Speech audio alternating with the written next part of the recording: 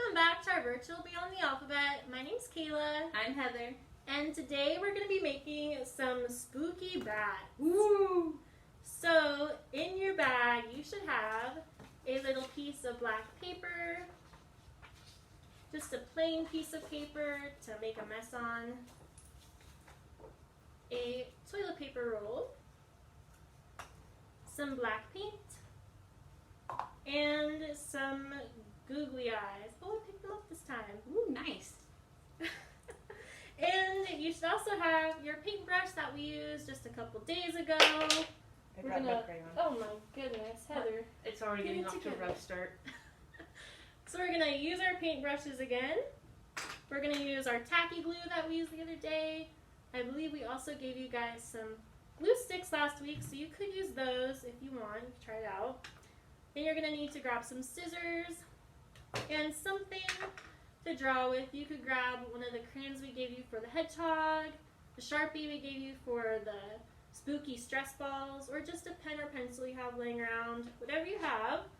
But we are going to need something to trace out the wings on our bat. So this is going to be what we use for the bat's wings. And this is going to be the bat body. So we're going to start by painting this whole thing black. And that's why we have the paper here, Yep. so we don't make a big mess. Okay, so I've got this here on the paper. Ooh, it's nice. Ooh. So smooth. Okay. And we're gonna paint this whole thing black. I love bats. I know a lot of people think they're creepy. No. And I think those fruit bats in particular that have kind of like some bats have those pushed in noses and it Yeah. kind of looks creepy. I get that. But then there's those fruit bats, or sometimes they're called flying foxes. And they just look like little black puppies, honestly. They Fun. look, Oh, go ahead. they look like, I have a black chihuahua, and I think he looks a lot like a fruit bat. He's very cute. Fun fact about bats is that they use echolocation, which means that they use the sound of, well, in this case, they use their voice. That's why you hear them screeching, because they have actually pretty bad eyes. They have bad eyes, and so it's kind of hard for them to, see where they're going. So what they do is they go, or whatever sound they make, and they use the echo that it makes to know where they're going. Wow. I probably didn't explain that very scientifically, but that's the gist of it. Heather knows lots of things. Oh yeah, I'm messy. same. I already spilled like a black thing on there, but Okay, so now that is colored. I'm going to kind of put it to the side for a minute and let it dry for a second. And in the meantime, we're going to cut out some bat wings. So let me see if I can show you kind of what the bat wing shape is like. So what I did, I think I'll bring this up close to the camera so everyone can see. Point there.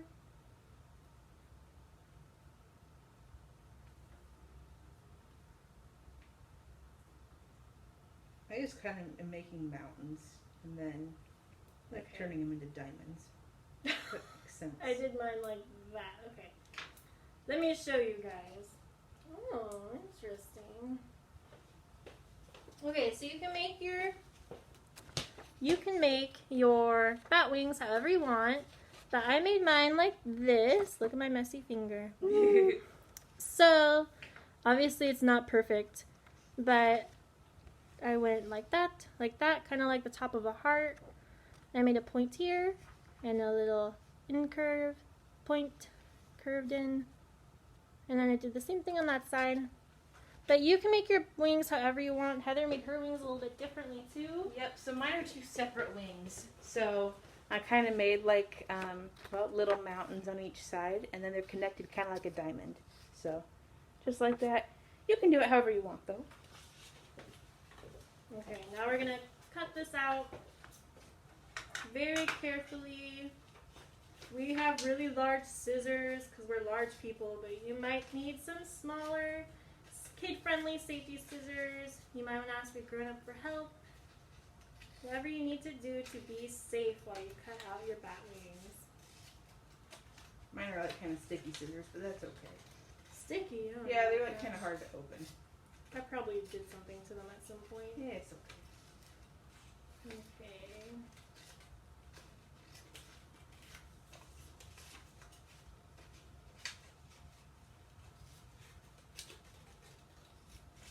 Ah. This is gonna be so cute. I wish Right. I could have a way to make it actually fly.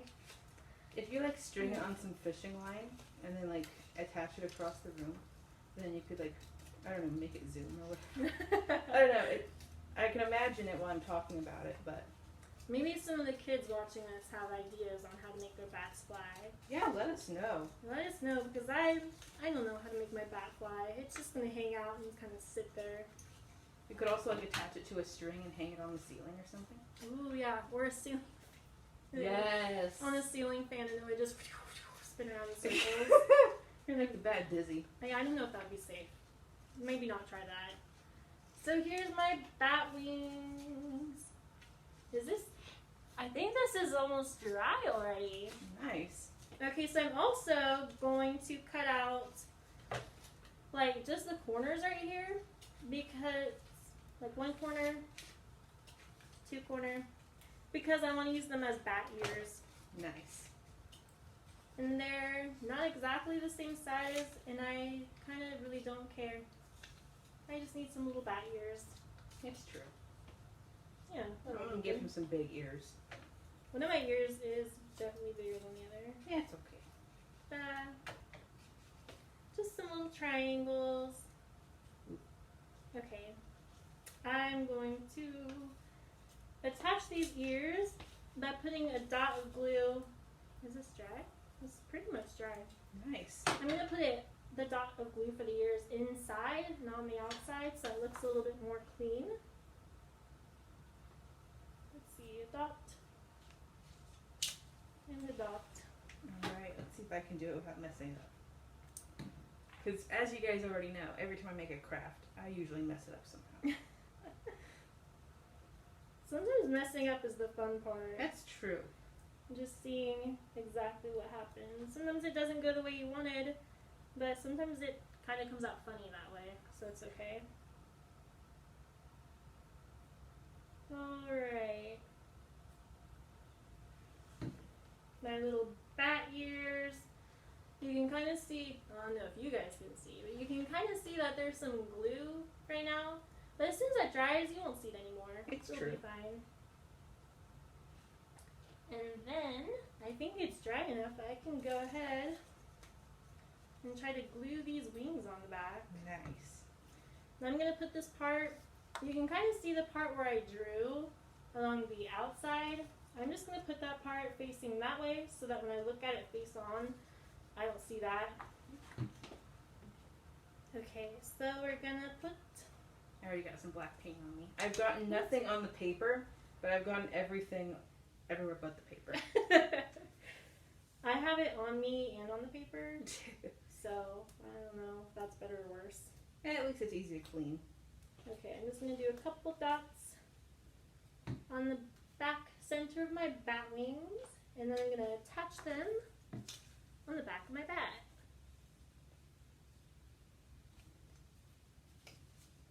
It's perfect. And just give it a few minutes to dry before you start like playing with it and moving around. But look, it has wings. Oh, mine's tipping over already because like he only has one no. wing. Yours looks like Pikachu's tail with the zigzag shape. Well, we know how to make a Pikachu tail now. We should make a Pikachu. Yes. Do you guys like Pokemon? Because I would be more than happy to come up with a Pokemon craft. Yes. I don't we know if should kids do- are still into that. Oh, they are. They are. Pokemon is still a big deal. Hence Detective Pikachu. That's true. And what a good movie. I have never seen it, but I want to. You're missing out. I probably am. Okay, and last but not least is the googly eyes. And, oh, there's my other googly eye. Okay. They just need a little dot of glue. I'm going to... Mine already looks I really lost dirty. my googly eye. I found it. you. Oof. Okay. All right, crisis averted. We're just dropping everything today. Okay, I'm gonna take my little messy fingers and put the smallest dot of glue on the back of my googly eye. I have the hardest time trying to hold these things. I don't know what's Same. going on. And there's one googly eye. There you go, little buddy. Alright. Let's try to give a little glue I'm making a spillage. mistake. Yes. That is why we use small, very small dots of glue. I'm gonna try to make these eyes evenish. Haha. Oh, so cute. Okay. Oh my goodness, look There at it is. yours. Let me see. Oh no. Here's mine. Now you can see it better. Here, make some. Do you see their cute little googly eyes? They're adorable. Aren't they so cute? Whee! You can just use these as a little homemade decoration, Halloween decoration Yeah. in your house. Or if you don't do Halloween, That's I mean, okay. bats are part of life. That's You true. can just use them as a cute little animal decoration You could in also your house. you could also like fly them outside your sibling's window and scare them. But don't do that. Just kidding. Don't do that. No, don't do that. We definitely don't do that to our siblings. Or you can play with them like a little finger puppet. Yes, a finger puppet show. So cute. Get creative with it. Okay, well that is our craft for today. I hope you guys liked it. I hope you had an okay time cutting out your wings and putting it all together. And we will see you next week. Bye. Hi everybody. For story time today, I'm going to be reading this book called Stand Tall, Molly Lou Mellon, written by Patti Lavelle and illustrated by David Catro. This is a book that I've actually had since I was like 5 years old. It used to be one of my favorites, and it's really cute. So, Stand Tall, Molly Lou Mellon. Molly Lou Mellon stood just taller than her dog and was the shortest girl in the first grade. She didn't mind. Her grandma had told her, "Walk as proudly as you can and the world will look up to you." There she is. She's very tiny. So she did. There she is on the staircase. And look, somebody is looking up to her.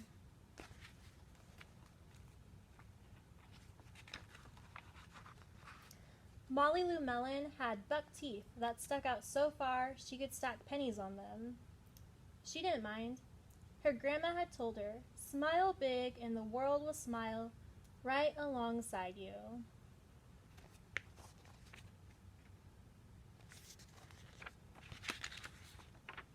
So she did. She looks kind of scary right there, not gonna lie.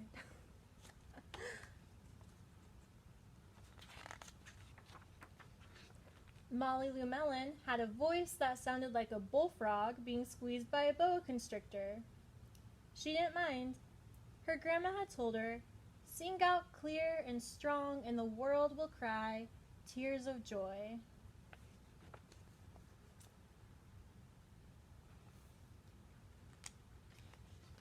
So she did. There she is singing, and all these little critters and creatures are gathered around listening to her. So cute. Molly Lou Mellon was often fumble-fingered.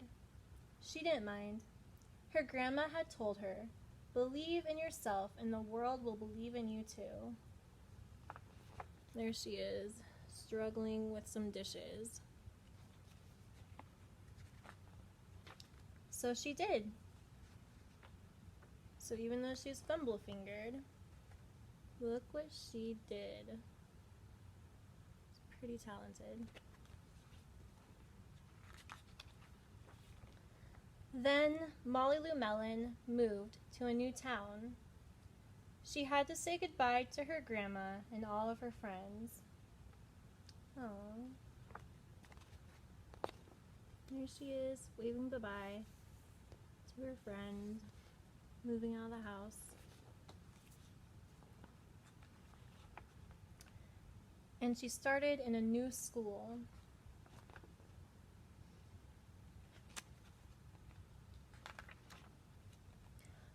On the first day of school, Ronald Durkin called her Shrimpo in gym class. When the game started, Molly Lou Mellon caught the football, ran under the legs of Ronald Durkin, and scored a touchdown. All the children thought, "Wow, she's good," and Ronald Durkin felt very foolish. And there she is. She's so tiny, running under him, making him fall, scoring a touchdown. On the second day of school, Ronald Durkin called her Bucky-Tooth Beaver. Molly Lou Mellon took out her pennies, stacked 10 high on her teeth, and smiled as big as day. All the children smiled with glee, and Ronald Durkin felt very foolish. There she is. There's Ronald Durkin. He's not impressed. On the third day of school, Ronald Durkin said, "You sound like a sick duck. Honk, honk." Molly Lou Mellon sang out a quack so clear and strong that it made Ronald Durkin somersault backwards, hit his head, and have to go to the nurse. All the children cried with joy to be free of Ronald Durkin for the rest of the afternoon, and Ronald Durkin felt very foolish.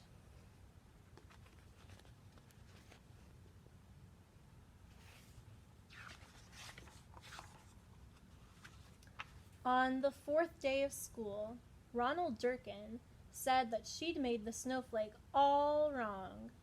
But Molly Lou Mellon opened up her paper and revealed the most beautiful snowflake of all. All the children oohed and awed, even Ronald. Wow. There she is, making the biggest snowflake ever, standing right in the middle of it. On the fifth day of school, Ronald Durkin brought Molly Lou Mellon a stacking penny for her tooth and smiled at her. Aww.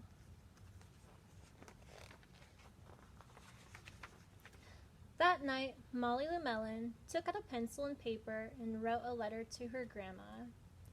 "Dear Grandma, I wanted to tell you that everything you told me was exactly right. Love, Molly Lou Mellon." Aww. And there's her grandma. She's extremely tiny and looks just like Molly Lou Mellon. So she taught her some good life lessons. Alright, that is a very cute book if you ask me. I hope you guys enjoyed our craft and enjoyed story time, and we will see you next time.